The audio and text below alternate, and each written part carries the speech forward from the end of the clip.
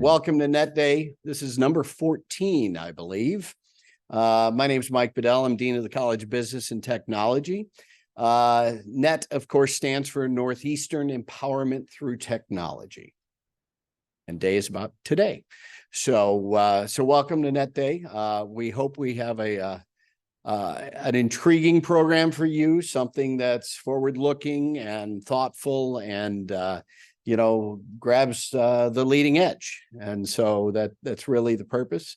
I want to thank the various faculty that have been involved in this, in putting this together. There's a faculty committee, Dave Jordan, who you met, Tunku, who's over here, Ahmed Khalid in the back, and some others that I'm missing at this point. But again, thank those faculty for putting this together.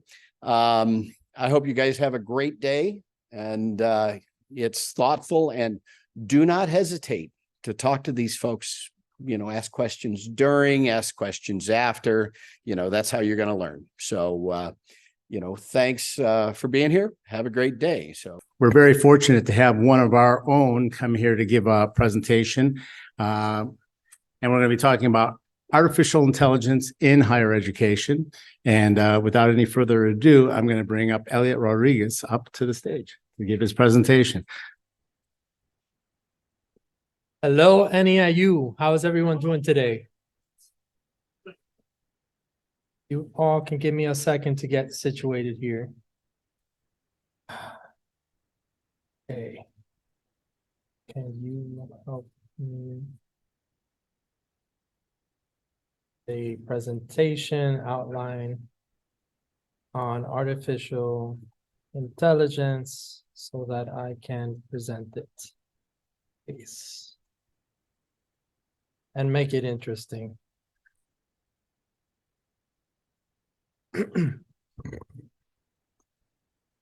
Okay, good. Almost ready. So I guess I can cut that piece out, make some changes. Oh, that piece needs a little bit of research before I talk about that. All right, I'm ready to go. You guys ready? How many of you guys have used ChatGPT? All right, good, excellent. You guys are my people. That's good. Let me get my students back. Oh, just kidding. Nobody here uses ChatGPT. So my name is Eliot Rodriguez. I'm the Chief Information Officer of Northeastern Illinois University. I work with a dedicated and passionate team of technology working professionals. Are there any emerging future technology professionals in here? All right, sounds good. Cool. So on a side note, I just want to say that if any of you are interested in maybe getting a student job with UTS, we have a bunch of posts for job opportunities. You guys should definitely check them out and consider joining us on the efforts. All right, so for the next maybe 40 minutes, I don't feel I'm going to talk that long, but we'll see. I want you all to take off whatever hat you're wearing, whether you are a student, a faculty, staff. You are now all CIOs. And I want to bring you all into my world so that you guys kind of get a gist as for how technologies get implemented at an institution from a CIO. In particular, artificial intelligence. We're going to be talking about challenges that are involved in implementing, as well as the cool things that you can do. I'm going to give you guys some case studies of things that some other institutions have done that's pretty interesting. All right. So first things first, artificial intelligence. It is the ability of digital computers or computer-controlled robots to perform tasks commonly associated with intelligent beings. All right. Plain and simple. So with that said, how many of you believe that artificial intelligence is a new technology? How many of you believe it's an old technology? All right, cool. So it is an old technology. It's been around for decades. For those of you who are not clear on how the history of it works, I'm just going to play a very brief video that's going to run through the last 5-6 decades of artificial intelligence and how it has progressed. While everyone seems to be talking about artificial intelligence these days, it's good to remember that this is not something new. In 1950, Alan Turing proposed the Turing test. That same year, Isaac Asimov proposed the 3 laws of robotics.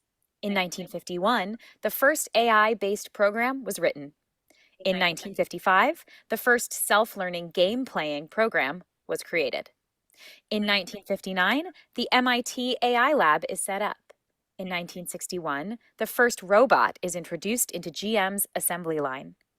1964 saw the first demo of an AI program which understands natural language. In 1965, the first chatbot, Eliza, was invented. In 1974, the first autonomous vehicle is created at Stanford AI Lab. In 1989, Carnegie Mellon creates the first autonomous vehicle using a neural network. In 1997, IBM Deep Blue beats Garry Kasparov at chess. In 1999, Sony introduces Aibo. That same year, the MIT AI Lab's first emotional AI is demonstrated. In 2004, DARPA introduces the first autonomous vehicle challenge. In 2009, Google starts building a self-driving car. In 2010, Narrative Science's AI demonstrates the ability to write reports. In 2011, IBM Watson beats Jeopardy champions. That same year, Siri, Google Now, and Cortana become mainstream. In 2015, Elon Musk and others announce a $1 billion donation to OpenAI. In 2016, Google's DeepMind defeats Korean AlphaGo champion. In 2016, Stanford issues the AI 100 report. In 2016, UC Berkeley launches the Center for Human Compatible Artificial Intelligence. As you can see, AI is not new. But the advances we are making are progressing at an exponential pace, leveraging our ever faster computing power, the explosion of digital data, and the speed of communication infrastructure. In some ways, the commercialization era of AI has just begun, and it will profoundly affect our world as we know it. Similarly, or possibly more profoundly, than the way the internet and mobile phones have done so before. Don't miss the next AI breakthroughs and subscribe to the weekly Applied Artificial Intelligence Digest newsletter at bootstraplabs.com.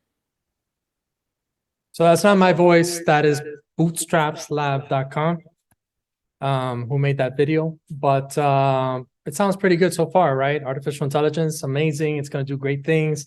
It's going to make everything awesome. But remember that the road to hell is always paved with good intentions. So as CIOs, you are going to have to take an ethical back step as to how to properly implement artificial intelligence. Yeah, it is a great tool. It is great technology, and you can do amazing things with it. But there are a lot of ethical considerations that we'll be reviewing in just a second. But before we do, I just want to talk about some of the modalities of artificial intelligence. Obviously, this is going to be a growing list, but the main two that are on here are machine learning and deep learning. Those are the ones that have been driving all artificial intelligence for decades. Machine learning is using the computer processing unit. It is a more serial method of artificial intelligence, and it gives us the ability to program computers to do automated things or to do predictive analytics. And we'll talk in a second about what all that mumbo jumbo means. Deep learning, on the other hand, uses the GPU graphics processing unit card, which was originally used to assist CPU in graphic visualization on your computer monitors. But at the same time, it was discovered that it had other uses. In this case, artificial intelligence, which we'll talk about in just a second. So going back to machine learning, a prime example of machine learning, I would say is Amazon. They were probably one of the loudest first people to use machine learning. And what they did was they used predictive modeling and analytics through machine learning so that they could capture your interests and your preferences. So that when you go to Google and you look up, I don't know, brown boxes, or brown is my favorite color, tell me things with brown, all of a sudden everything on Amazon.com that is getting populated is brown, and it's showing you based off that preference, so on and so forth. Or if you're purchasing stuff on Amazon, or if you're on Netflix and you have a particular interest in movies, all of a sudden you saw maybe 2 or 3 comedy films. Next thing you know, everything that's populating on Netflix is comedy films or TV shows. So that's kind of what machine learning does. I'm going through the different modalities because then we're going to take a look at how this all applies to higher education. So that's the goal. Deep learning uses GPU. So the concept here is to try to model the network pathways of a human mind and the way that a human mind thinks. A human mind does not think one thing at a time. It thinks multiple things at the same time. We are constantly processing the smell. Right now, I can smell the room. I can observe you all. I can see your body language. I can hear the person eating the chips in the back. And I'm taking in all those senses at the same time and processing it and then outputting immediately to you all. So GPU works very similarly in that respect. A great example of deep learning is autonomous vehicles. How many of us in here drive Teslas? How many of us drive Teslas in 30 years? Okay. Well, it might be obsolete by then, but we'll find out what happens there. I don't drive a Tesla. So when we're dealing with a Tesla, and we put it on auto drive, which I probably will never do, that thing is going to sense visual imagery, what's coming up, what's behind me. It's going to also sense the acceleration of the car. It's going to sense all kinds of information about the car so that it can maneuver and drive itself, right? So that would be an example of how deep learning gets applied. Now, from these two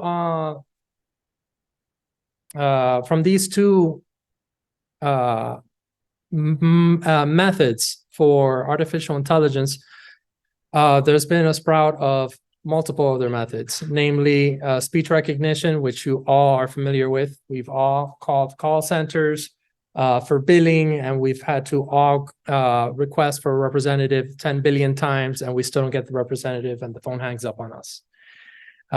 We have Alexa at home. We have Siri to help us with our weather, with playing music, and with our purchases, maybe for some of you.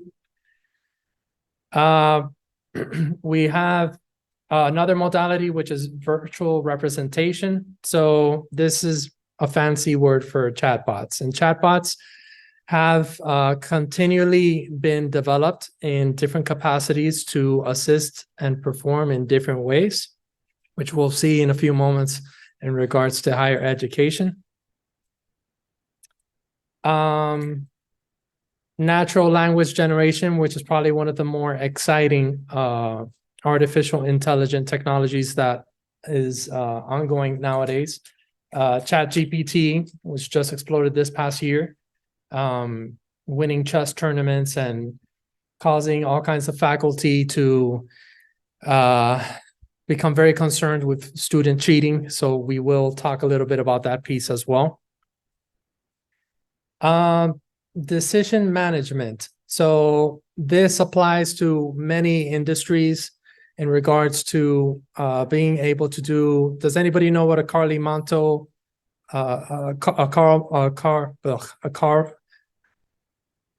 thank you, a Monte Carlo simulation. Anybody ever done one of those? Okay. So artificial intelligence can run thousands of those at the same time within milliseconds. And that's very important for stock market exchanges, for gas prices, for airline ticketing. I'm not sure if many of you fly here, but I definitely recommend, it's called momondo.com. It is a website that does airline ticketing, and they use a lot of predictive analytics to get you the best price. So biometrics, this is an older one that is used to capture through visual representation, different aspects for recognition. Obviously, iPhone facial recognition is an easy example to connect to. So all these things have a lot of implications as to how it's going to translate into perhaps the higher education world. For example, we're not going to need to type things anymore in the future because now we can speak things and have them typed. We're not going to need to click and drag with a mouse because now we can draw shapes and they can become precise on a tablet, for example. So on and so forth with the different examples that are on this chart. Towards the end of the presentation, I want to, in particular, do a quick product demo on multimedia and what that looks like. It says here that multimedia becomes something where you suggest and recommend instead. So do I have any graphic design visual artists in here? Okay, good. So I'm not going to offend anybody today. So on and so forth. Artificial intelligence continues to branch out into all kinds of different modalities and capabilities that people continue to use to discover. So before we go into, now that we have a clear understanding of different modalities in artificial intelligence, before we talk about higher education, I just want to make sure that we review some ethical guidelines and principles that we need to go by as CIOs. So the United Nations Educational, Scientific, and Cultural Organization, also known as UNESCO, they have worked with professionals across the globe to determine what ethical boundaries are required to ensure that artificial intelligence is used to complement our existence and not to undermine it. So with that said, the very first one is probably the one that many people think about. How many of you guys have seen Terminator? Okay, good. So I'm not that old. Can anyone tell me what the problem was with Terminator? Where did they fail specifically in creating that artificial intelligence? The main flaw in the artificial intelligence in that movie is that they did not give the artificial intelligence a limit.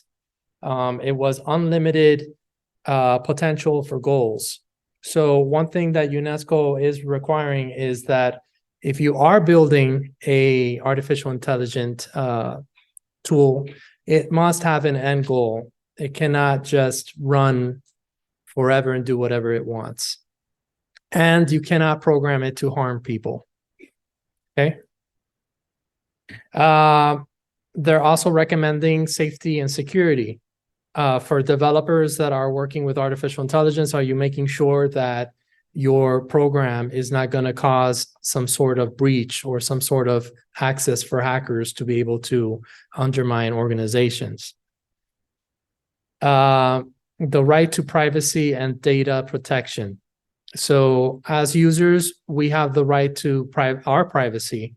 If our information is being disclosed through an artificial intelligent robot, we got to make sure that that information is not going to get breached or that it's not going to be shared or disclosed with anyone. Is anyone in here British? Okay, good. Multi-stakeholder and adaptive governance collaboration. So this goes two ways. It goes to the developer group and it goes to the organizations that use artificial intelligence. Basically, it's saying when decisions are being made, the people in the room, they need to be diverse. They need to represent a diverse body of people, because artificial intelligence has the capacity to be biased. And we're going to talk a little bit about that as we go. Next is responsibility and accountability. So if you're a developer, you got to make sure that yes, it's great that your tool can make incredible things, but can you audit that tool? Can you track who did what on that tool in case we need to backtrack and verify? Same thing is true for organizations. Organizations, they need to be able to trace and track any actions that are taken with an artificial intelligence tool, and to ensure that it doesn't undermine the global environment. Transparency and explainability. If you're an organization that's going to use an artificial intelligence tool, your users, they need to know exactly what that tool does, how it works, and what they can expect from it. You can't just implement a tool and good luck to the organization. This one in particular is probably the one that's loudest to me, and it's the one that I think about all the time. As a CIO, a lot of people are fearful that artificial intelligence has the potential to not only take over, but to take our jobs. So what UNESCO says about this is that we have to make sure that when we are employing tools like this, that we're employing them to augment us, not to replace us. It's unethical for you to replace an entire workforce because you figure out how one robot can do everything. Any objections to that? Okay, good. You guys are going to be great leaders one day. Or you guys are great leaders because you're all CIOs. Sustainability. So who gets to use this technology that's getting rolled out? Is it only going to be for the elite rich people, or is it going to be for everybody on this planet? How does it become sustainable? How does it become accessible to everyone? Awareness and literacy. So being able to use this technology is the same as learning to read and write. Everyone deserves to learn this technology. So we need to create opportunities for people to be able to take in information on how to use this so that they can live in the modern world with artificial intelligence. Does anybody think that we can turn the, anybody in here believe that we can maybe close the floodgate with artificial intelligence? How?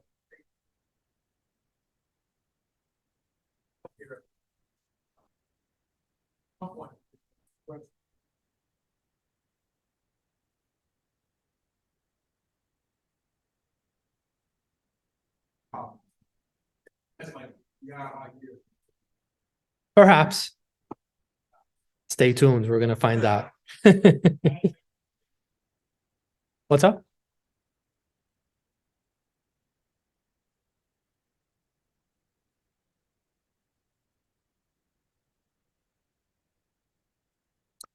That's a good point. So one thing that I'll say there is I believe that, well, actually, I'll hold that thought because I'm going to show you guys how I believe this technology is actually beneficial from a financial standpoint without having to reduce the workforce, because I'm against that. And I think everybody in this room is also against that.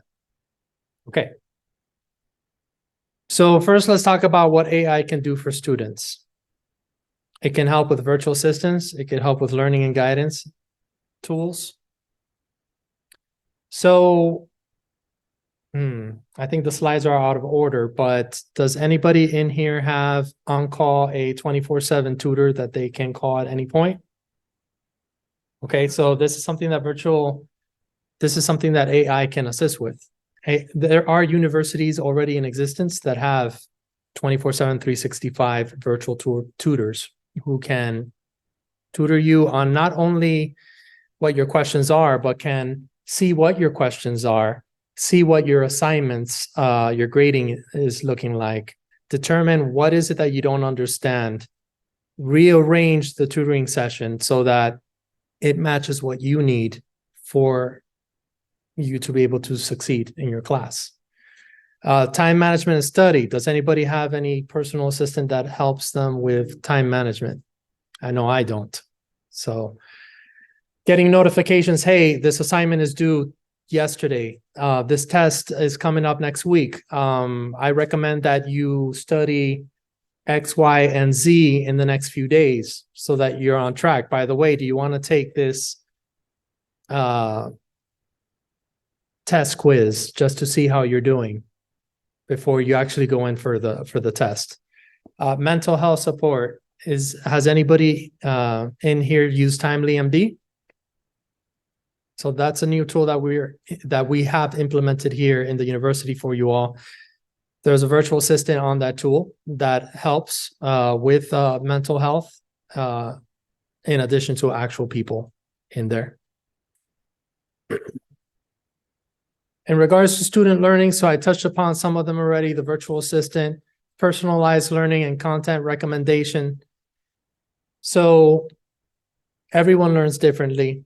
When you go into a classroom, the way that you study is going to be different from the next person next to you. This is something, again, that artificial intelligence can assist with because it can home in onto how you in particular study and what goals and needs you have so that you're able to be successful.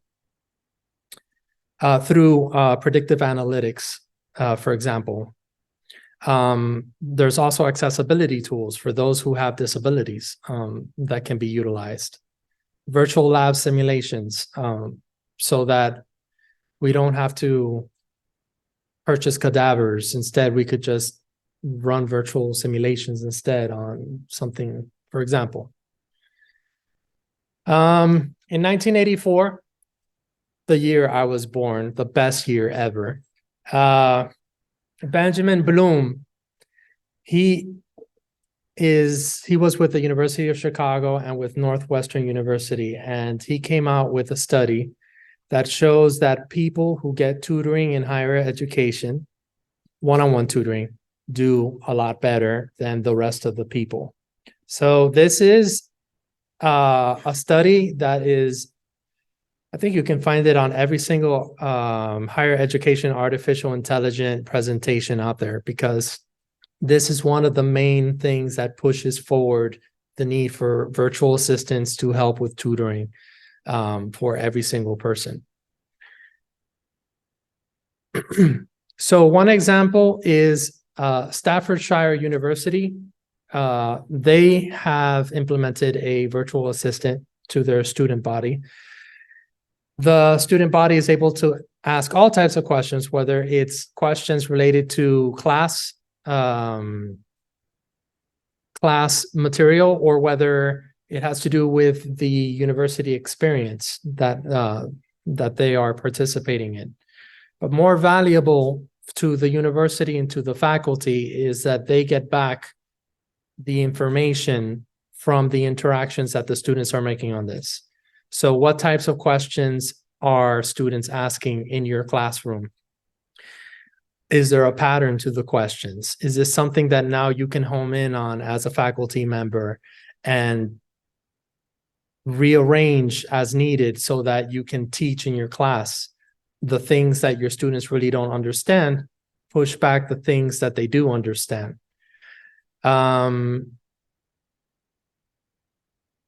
Another example is Florida International University. So they, in particular, what they have done is they have attached this technology called Data Robot to their LMS.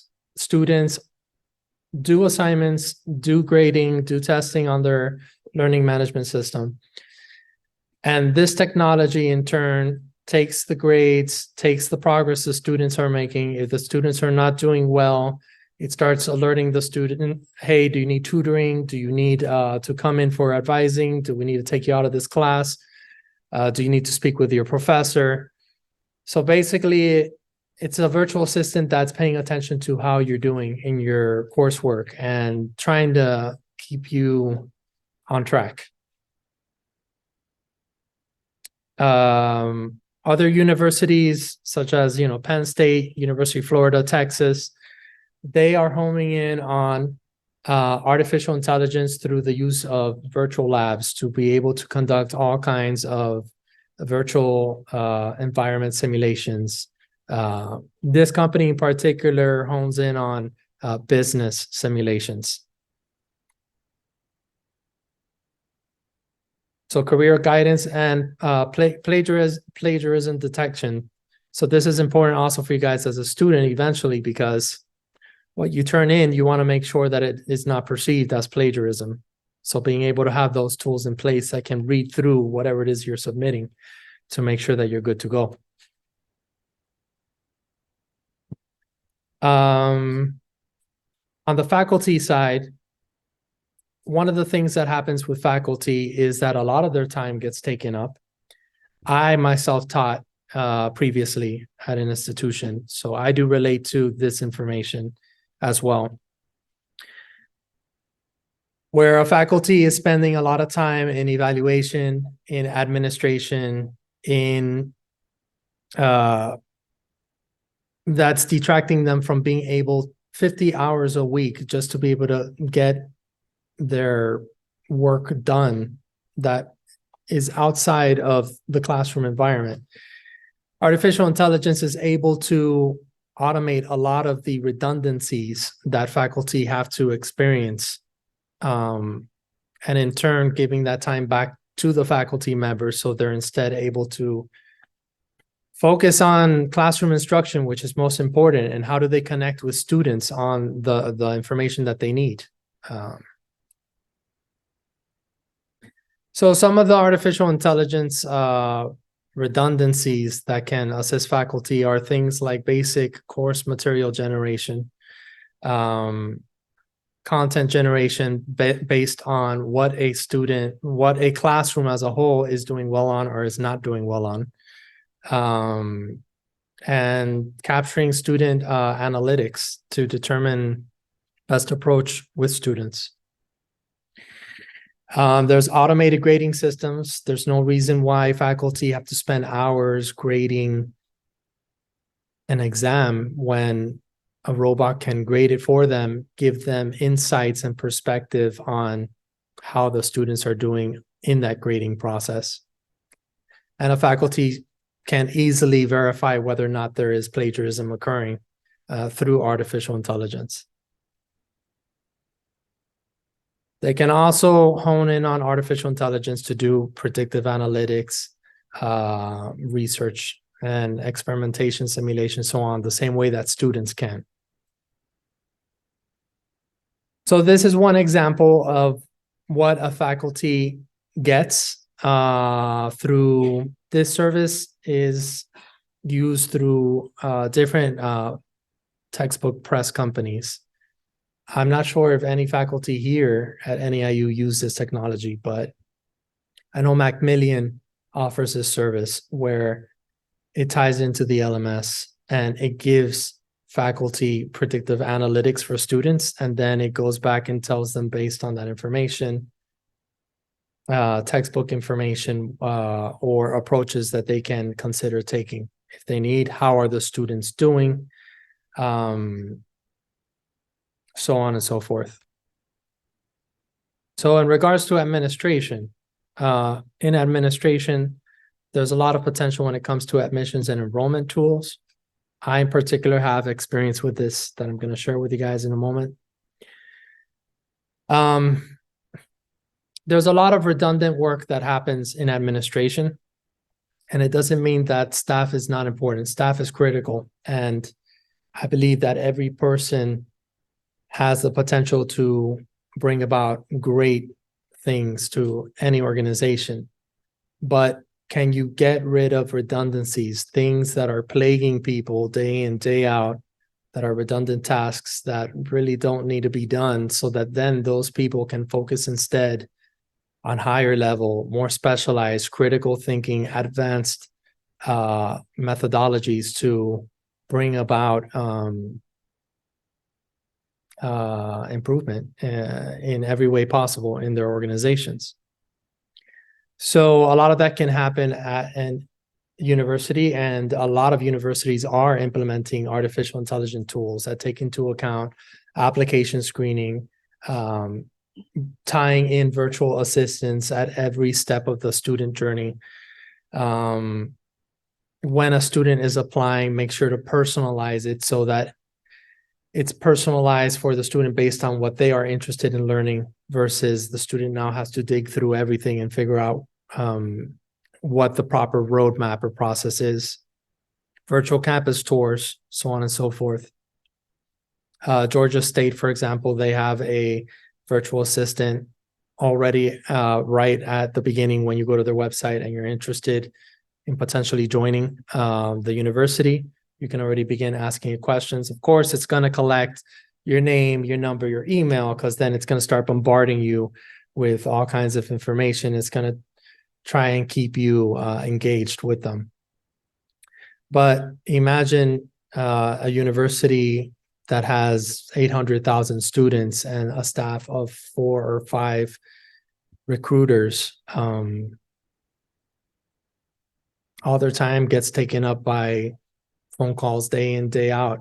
They don't even have enough time anymore at that point to strategize, to focus on other techniques and tools and methods, which is why artificial intelligence can help in that capacity. I worked in Miami-Dade College previously. I was a CIO out there as well. And we implemented artificial intelligence to assist the different administrative departments with the student journey. The student journey being admissions enrollment, student life resources, course enrollment, course completion, graduation, and being an alumni. And what we did over there is we implemented the Salesforce CRM. They have an artificial intelligence tool that's known as Pathways. Pathways is a virtual assistant that ties into different LMS systems. And what it does is, from beginning to end, it is engaging the student in different capacities. So in the beginning, it's engaging the student in inviting them to open houses and giving them information about the university, costs involved, tying in advisors to the students based on how much they are engaging with the virtual assistant. Once the student is part of the university, making sure that the student is aware of all of the ongoing events and resources that are available to the student through notifications, so on and so forth. Assisting the student with course enrollment. Yes, advisors do this, but students may have many questions involved that are redundant because many students ask the same thing over and over, that a virtual assistant can assist with. That frees up the advisor time then to be able to focus on more complex concepts with you when they're speaking with you in an advising session. When you are taking your courses, that information is getting piped from the LMS to the virtual assistant.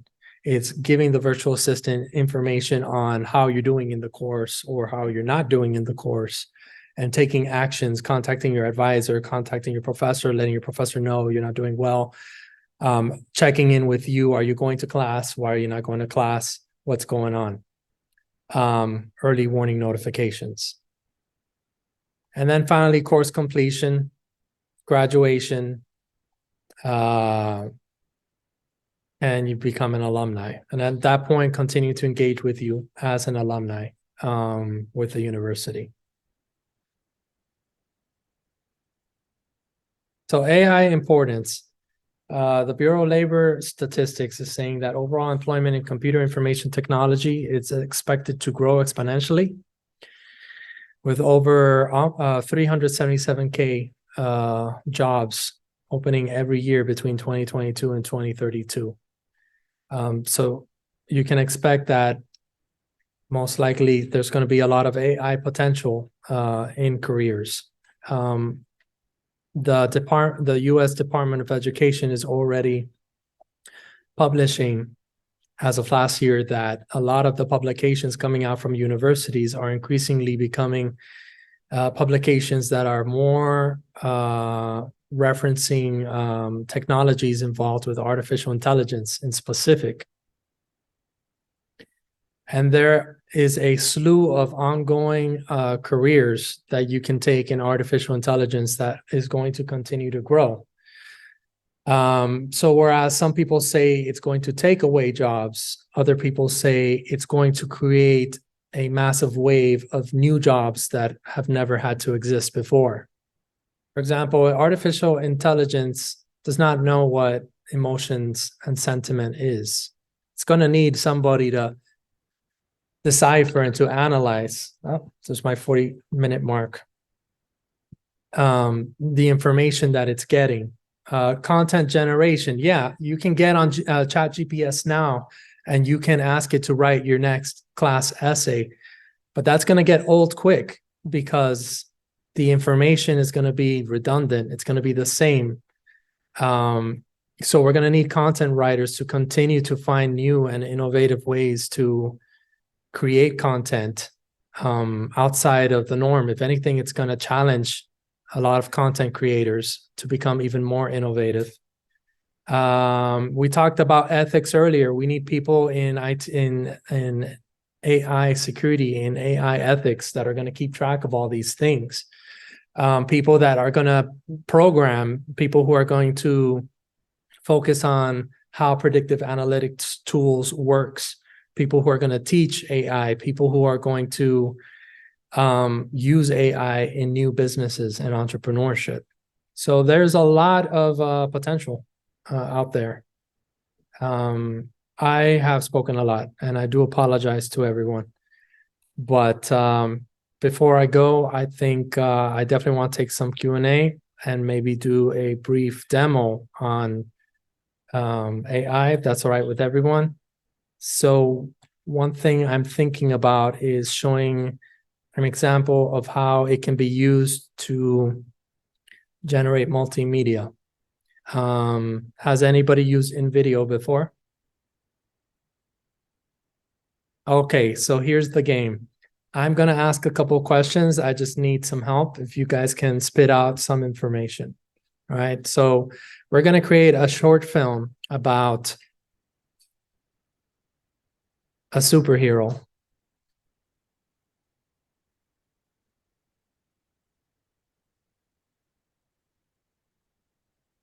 Who has what superpower? You can blurt it out, doesn't matter. Could be anything. Okay, who has X-ray vision superpowers? The hero encounters super creative, a villain. The villain does what? Spit it out. Could be anything. What's up? Okay, the villain is able to turn into a lizard. And do what? And create blizzards because it rhymes.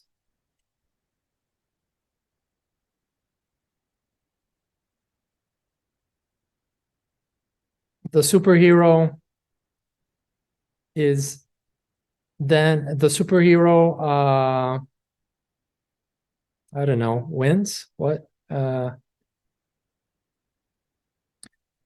Struggles to stop the villain from creating blizzards and succeeds.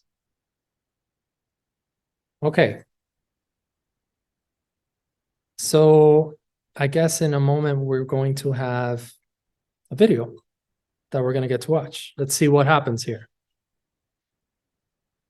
So while this thing is happening, one thing I want to say about this is I think it's going to take a very long time for AI to be able to generate a video that is actually pretty freaking cool.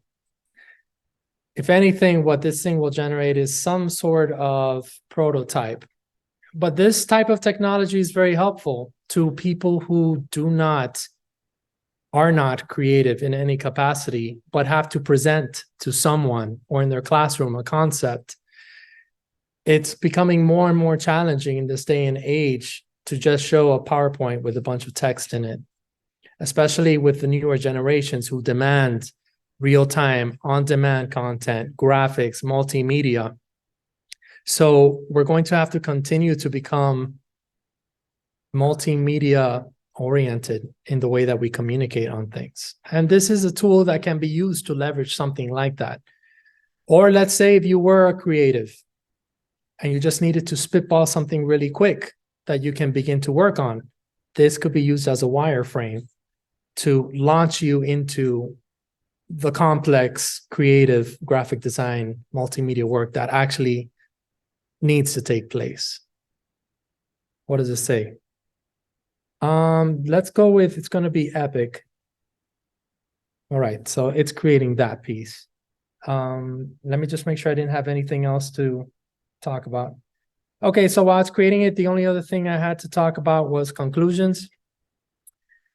Am I for AI or against it? I'm kind of neutral. And I think that you guys as CIOs should also be neutral, because we need to be able to see the potential of any new tool that comes into existence, whether or not we can utilize it for the greater good of humans, right?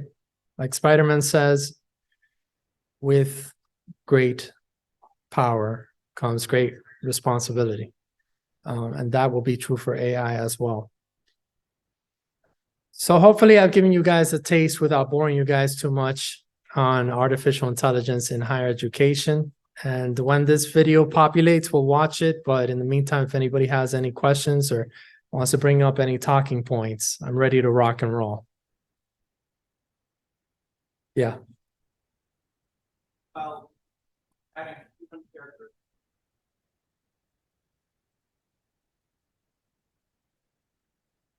It's actually interesting that you're asking that, because there's a lot of ongoing studies about that, especially in robotics, on how to generate facial emotions in robots.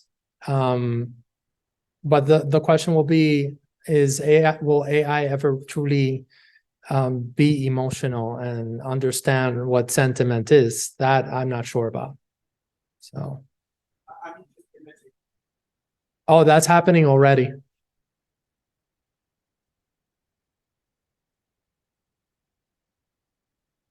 All right, so let's see what happened. Have you ever pondered the possibility of possessing X-ray vision? Imagine being able to see through walls, to discern the hidden and the unseen. This isn't a fantasy for our protagonist, but a reality. A reality that is both a gift and a burden. Meet our superhero, the Visionary, a being blessed with the power to see beyond the ordinary, to detect the invisible and to uncover the concealed. This is the tale of the Visionary's encounter with the chilling antagonist, the Blizzard Lizard, a villain with the ability to transform into a lizard at will and summon blizzards, bringing cities to their knees under the biting cold and frost. The Visionary's X-ray vision, while powerful, is challenged by the Blizzard Lizard's icy storms. The swirling snowflakes and the freezing fog obstruct his sight, rendering his extraordinary power almost useless. The Blizzard Lizard wreaks havoc, turning summer into winter, day into night, thriving cities into frozen ghost towns. But the Visionary is not one to surrender. He battles, he perseveres. He struggles to penetrate the blizzards with his X-ray vision, to locate the Blizzard Lizard amidst the chaos. The fight is grueling, the conditions harsh. The Visionary's strength wanes, his sight blurs, but his will remains unbroken. In the end, the Visionary triumphs. He manages to see through the blizzard, to locate the Blizzard Lizard. He confronts the villain, disarms him, and restores the city, bringing back the warmth and life that was stolen. The victory is sweet, but not without its lessons. The Visionary learns that even the greatest powers can be challenged, that every strength has its weakness. But he also learns that it's not the power that defines a hero, but the courage to persist, to fight, to never give up. This tale of the visionary and the blizzard lizard is a testament to the power of resilience, of determination, and of the indomitable spirit of a hero. A reminder that even in the face of adversity, the will to fight can triumph over the most formidable foes. So there you go. The blizzard lizard became her friend.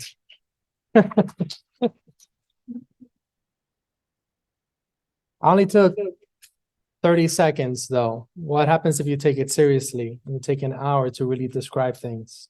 Is the video still as bad as this was? I don't know. But so do you guys have any questions or what? You guys are good? Okay, well, thank you all for your time. I greatly appreciate it. Have a good day. And apply to the UTS jobs. We need students.